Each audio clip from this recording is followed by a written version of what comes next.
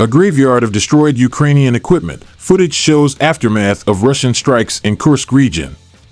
Kursk, Russia. Recently released footage from the Russian 106th Airborne Division reveals a graveyard of destroyed Ukrainian military equipment in Veseloy, Kursk region. The video shows a sizable array of Ukrainian armored vehicles and other military assets left inoperable following what Russian forces describe as a concerted series of attacks utilizing various forms of weaponry. Russian sources indicate that the destruction of Ukrainian assets was achieved through a combination of artillery, anti-tank guided missiles, ATGM, first-person view, FPV, drones, mines, rocket-propelled grenades, RPGs, and infantry-based assaults. The footage captures the outcome of the multi-pronged offensive that Russian troops have been conducting to defend strategic positions in the Kursk region, where the conflict has intensified over recent months. Veseloy has reportedly become a crucial battleground due to its location near the Russian-Ukrainian border, making it a hotbed for cross-border exchanges and tactical engagements between the two nations. In this context, the area has served as a staging ground for Ukrainian units attempting to push Russian forces out of fortified positions in the region. However, Russian forces claim to have successfully halted Ukrainian advances, leaving behind a field of destroyed Ukrainian equipment in their wake. Breakdown of tactics: artillery, ATGMs, drones, and ground infantry. According to reports from Russian military personnel, the footage from Veseloy highlights the cumulative effects of a range of tactics.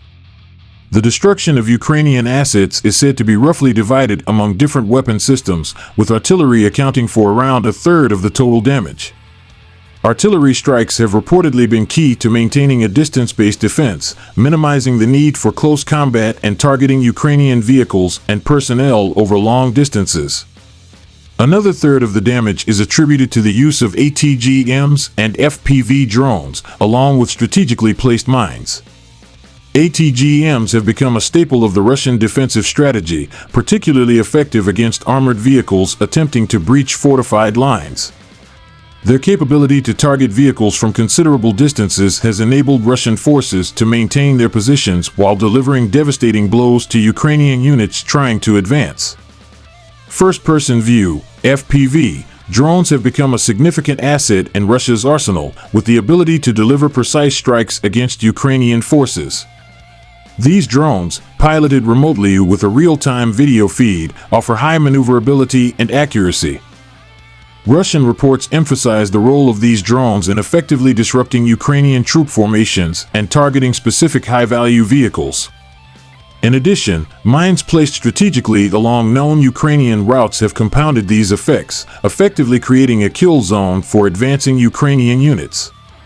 The remaining destruction, accounting for about a third of the total, is said to be the result of RPGs and ground infantry with small arms, illustrating the versatility and adaptability of Russian ground troops in close-quarters combat. RPGs are highly effective in ambushing advancing vehicles and troops, particularly in tight, contested areas like Veseloy, where terrain and cover allow for close engagements. Russian ground forces have reportedly employed a combination of RPG fire and small arms to target Ukrainian forces, adding to the losses incurred through artillery and drone strikes. Unseen destruction, units not captured in footage. According to Russian sources, the footage only partially represents the scale of Ukrainian losses in the area, with an estimated 6 to 7 additional units destroyed but not visible within the video frame.